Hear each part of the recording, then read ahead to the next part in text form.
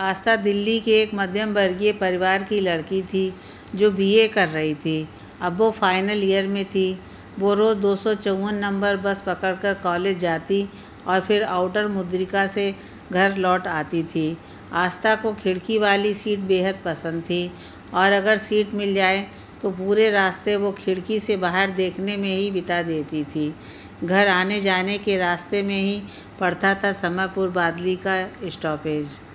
एक रोज़ आस्था यूं ही खिड़की की तरफ वाली सीट पर बैठकर बाहर देख रही थी। बस बादली स्टॉपेज पर रुकी तो वहाँ एक ट्रैफिक पुलिस वाला नज़र आया। बेहद हैंडसम था वो। कभी किसी लड़के की तरफ न देखने वाली आस्था तो उस पर से पलक भर को नज़र ही नहीं हटा पाई। वो अपना काम करने में बिजी था और अचानक ही अपने साथ वाले दूसरे ट्रैफिक पुलिस वाले की किसी बात पर ज़ोर से हंस पड़ा। आस्था तो बस खोकर रह गई उसकी हंसी में। जितना वो हैंडसम था उससे ज़्यादा तो उसकी स्माइल प्यारी थी। एक गाल में हल्का सा डिम्पल पड़ रहा था। बस स्टार्ट हुई, उसने इस तरफ देखा। खिड़की पर मौजूद आस्था ने उसके अचानक देखने पर हड़बड़ाकर दूसरी तरफ देखना शुरू कर दिया। उस ट्रैफिक पुलिस वाले ने कुछ सेकंड में ही आस्था पर से अपनी नज़र हटा ली और फिर से अपने साथी से बात करने लगा। बस भी आगे बढ़ ही चुकी थी तो अब वो नज़र आना बंद हो चुका था, लेकिन आस्था के दिमाग से उसकी छवि नहीं उतरी थी। आज छुट्टी के वक्त भी आउटर मुद्रिका बस से लौटते हुए जब बादली का स्टॉपेज आया तो बस में खड़ी आस्था ने फ़ौरन बाहर देखा। उसकी नज़र ट्रैफिक पुलिस वाले को तलाश रही थी पर वो नज़र नहीं आया। आते हुए अक्सर ही उसे सीट नहीं मिला करती थी। बस आगे बढ़ गई तो आस्था ने बुझे मन से एक बार फिर बाहर देखा तो वह रोड की दूसरी तरफ से आता दिखाई पड़ा।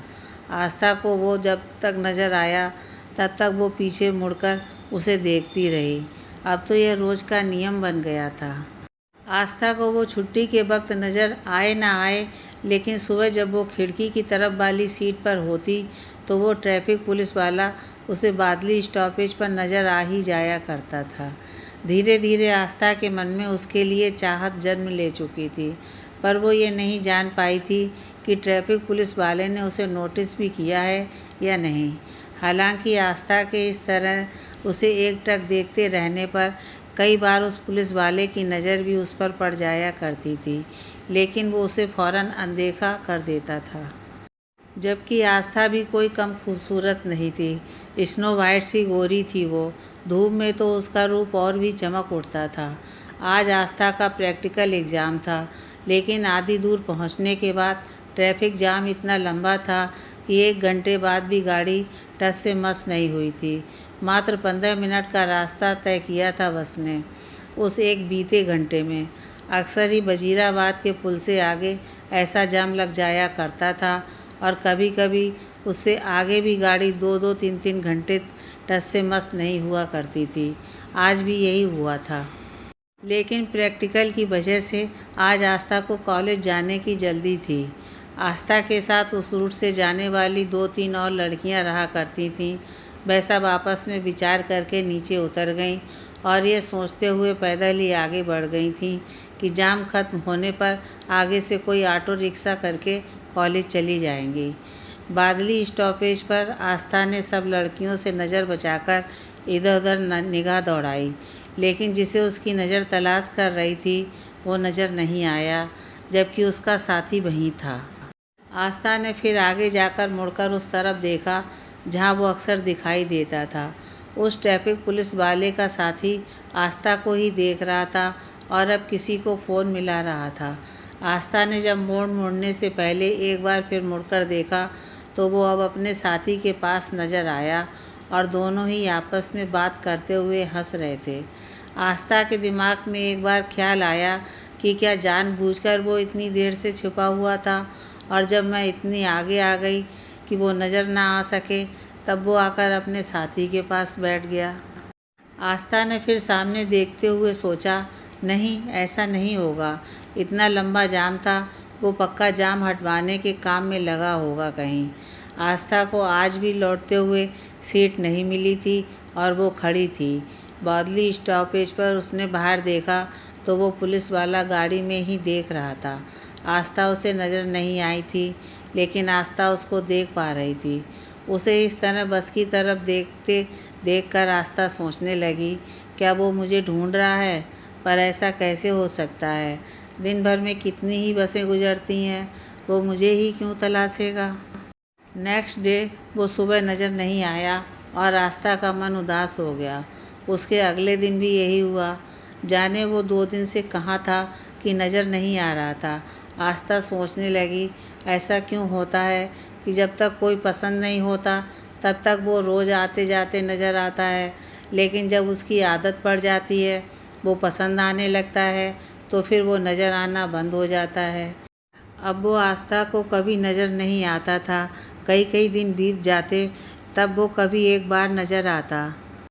आस्था का आज लास्ट प्रैक्टिकल एग्ज़ाम था, लेकिन आज फिर जाम की वजह से वो नीचे उतर गई थी और पैदल आगे बढ़ गई थी। बादली पर आदत के अनुसार उसकी नज़र उठ गई और किसी की तलाश करने लगी। वो पीछे मुड़कर देखते हुए आगे बढ़ रही थी और वो एक तिराहा था। एक तरफ से आ रही टेम्पू से वो टकरा ही जाती कि तभी किसी ने उसका हाथ पकड़कर एक तरफ को खींच लिया और साथ ही साथ एक गंभीर सी आवाज़ कानों में पड़ी, ध्यान कहाँ है? आस्था ने अब फटाफट डर से चढ़ी हुई अपनी सांस को संयत किया और सामने देखा। सॉरी, हड़बड़ाहट में उसके मुंह से निकला, क्योंकि सामने उसका वही डैशिंग ट्रैफिक पुलिस वाला था और उसी ने आस्था की बाँह पकड़कर उसे एक तरफ को खींचा था। सॉरी, वह हैरानी से बोला। मतलब थैंक यू मुझे बचाने के लिए, आस्था ने झेपते हुए निगाहें चुराते हुए कहा। इट्स ओके, कहते हुए वो निर्विकार भाव से आगे बढ़ गया। आस्था भी अपने रास्ते चल दी। उसमें अब इतनी हिम्मत नहीं थी कि वो फिर से मुड़कर उस पुलिस वाले की तरफ देख सके। जिस रोज़ आस्था का लास्ट फाइनल एग्ज़ाम था, आस्था का मन बहुत उदास था, लेकिन आते वक्त किस्मत से आज वो नज़र आ गया। आज आस्था सीट पर बैठी हुई थी। वो चुपचाप उसे देखने लगी तो उस पुलिस वाले की नज़र भी उस पर पड़ गई, जिसे उसने हमेशा की तरह तुरंत हटा लिया। लेकिन फिर आस्था को यूँ सूनी उदास आँखों से अपनी तरफ देखना याद आया तो उसने दोबारा आस्था पर नज़र डाली। आस्था अब भी उसे देख रही थी, क्योंकि आज के बाद वो कभी नज़र नहीं आने वाला था। बस रुकी हुई थी क्योंकि टीटी बस में चढ़ चुके थे और टिकट चेक कर रहे थे। पुलिस वाला रुकी हुई बस और आस्था के नज़र ना हटाने पर जानबूझकर बस की तरफ बढ़ गया। तभी टीटी उतर गए तो बस खुल गई, लेकिन पुलिस वाला अब भी आस्था की तरफ देख रहा था और बस के निकलते निकलते आंखों से ही सवाल किया उसने।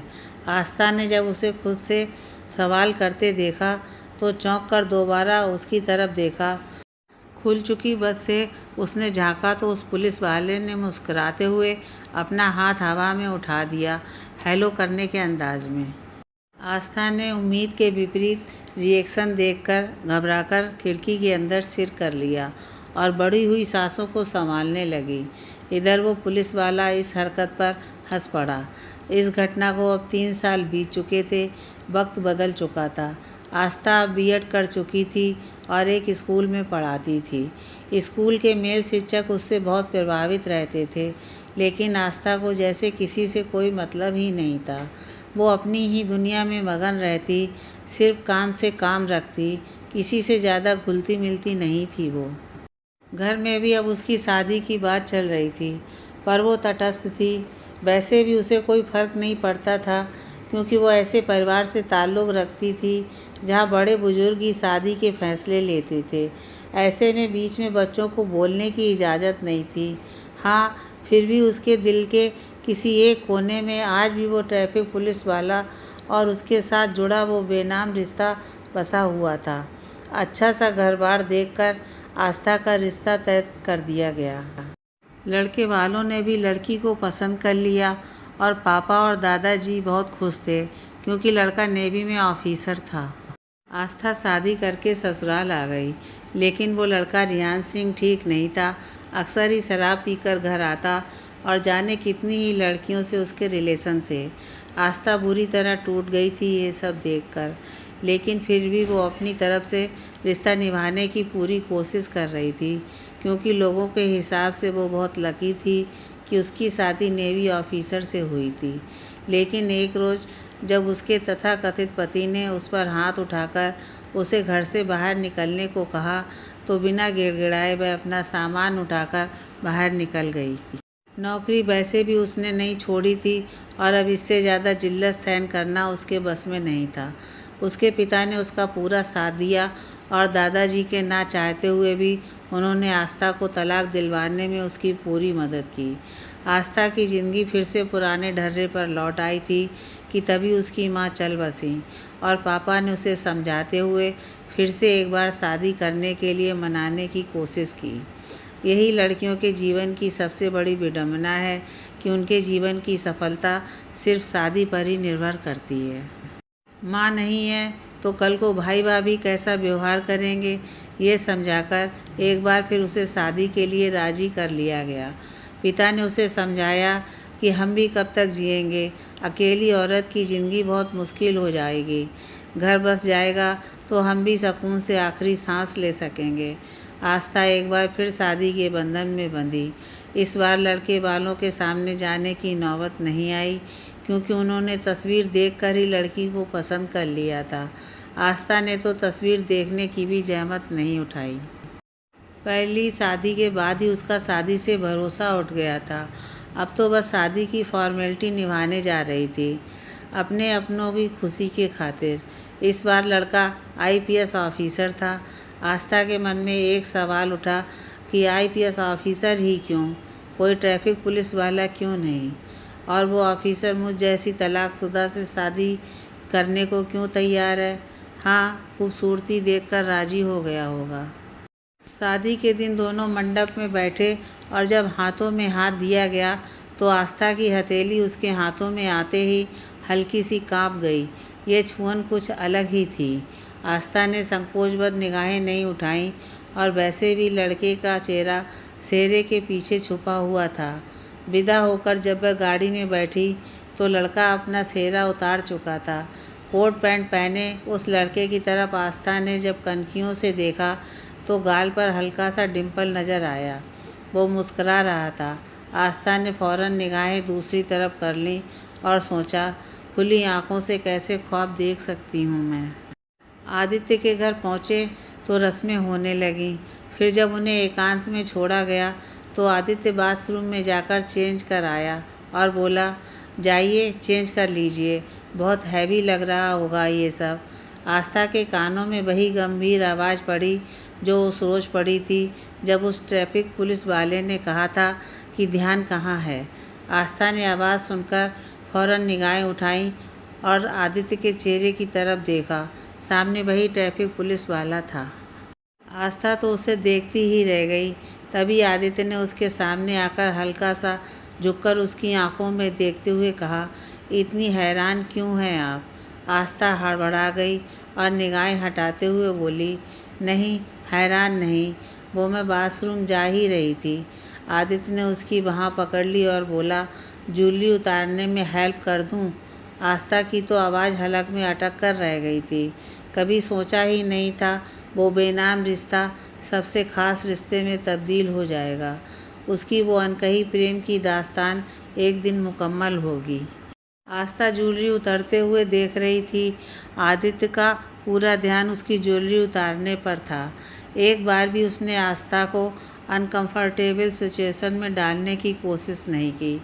वह अब बाथरूम में चली गई और चेंज करके आई तो हमेशा की तरह सिंपल सी पोनीटेल बनाए हुए थी।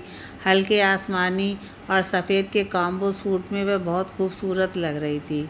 वह झिझकते हुए आई और बेड पर एक तरफ को बैठी तो आदित्य ने मुस्कुराते हुए उसकी बाँह पकड़ ली और अपनी तरफ आने का इशारा किया।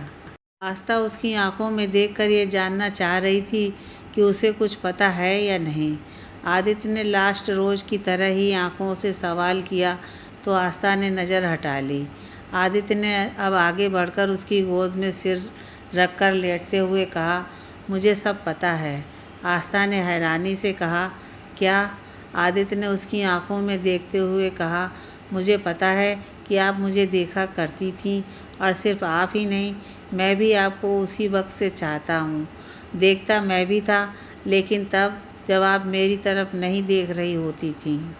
कई बार मैं इसलिए भी गायब हुआ करता था ताकि आपको आराम से छिपकर देख सकूं।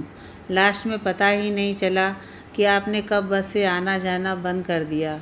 मैं भी उलझ गया था आईएएस की तैयारी में, कभी वक्त ही नहीं मिल पाया कि आपकी तलाश करूं। बस में आपके नज़र आने से ज़्यादा कुछ जानता भी तो नहीं था मैं आपके बारे में। फिर जब एग्ज़ाम पास कर लिया तब आपकी डिटेल्स देकर आपका स्केच तैयार करवाया अपने एक साथी से, और फिर आपके बारे में पता लगा तो शादी का प्रस्ताव भेजा, और अब फाइनली हम एक दूसरे के सामने हैं। आस्था ने अपनी आंखें बंद कर लीं और बोली, आप जानते हैं कि मैं तलाकशुदा हूँ। आदित्य ने बैठते हुए उसकी बंद गीली पलकों पर अपने अधर रखते हुए कहा, कोई फ़र्क नहीं पड़ता, मैं आपसे प्यार करता हूँ, और प्यार में शर्त कैसी। आप अगर सिर्फ तलाकशुदा ना होकर बच्चों वाली तलाकशुदा होती तो भी मैं आपसे शादी करता। आस्था उसके सीने से लग गई तो आदित्य ने उसे अपने अंक में भरते हुए कहा, अब यह आदित्य आपकी ज़िंदगी में आ गया है तो कोई अंधेरा आपकी ज़िंदगी में नहीं आएगा, सिर्फ खुशियों के उजाले आएंगे। और आपकी जानकारी के लिए बता दूं कि रिहान सिंह अब जेल में है। आपसे शादी से पहले मैंने उसके केस को निपटाया था ताकि आप निश्चिंत होकर जी सकें। आस्था की बाहें आदित्य पर कस गईं तो आदित्य भी उसे अपनी आगोश में छिपाते हुए मुस्कुरा उठा और उसके माथे को चूम लिया। वो बेनाम रिश्ता आज एक अरेंज लव मैरिज में तब्दील हो चुका था।